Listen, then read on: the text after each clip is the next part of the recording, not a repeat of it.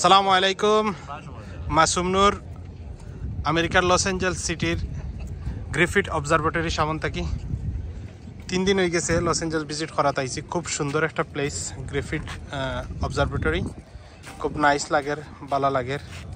City সম্পূর্ণ overlook করা যায় ইন থাকি লস এঞ্জেলস সিটি দেখা যায়, পাহাড়ের খান্দা খাঁচায় সুন্দর একটা লোক।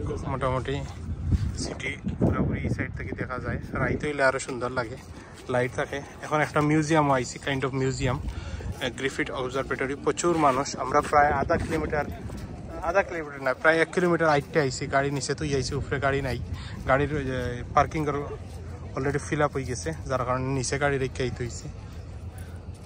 প্রতিদিন হাজার হাজার মানুষ বিশ্বের বিভিন্ন প্রান্ত থেকে কেন আইয়া ভিজিট করে, দেখে সুন্দর একটা মনোরূপ পরিবেশ।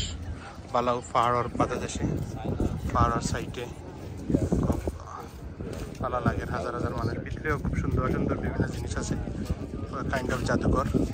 বিভিন্ন জিনিস পুরাতন সিস্টেমেটিক এখানে রাখছে তারা। ভালো থাকা, পরবর্তী কোনো ভিডিও দেখা হইব। আসসালামু আলাইকুম।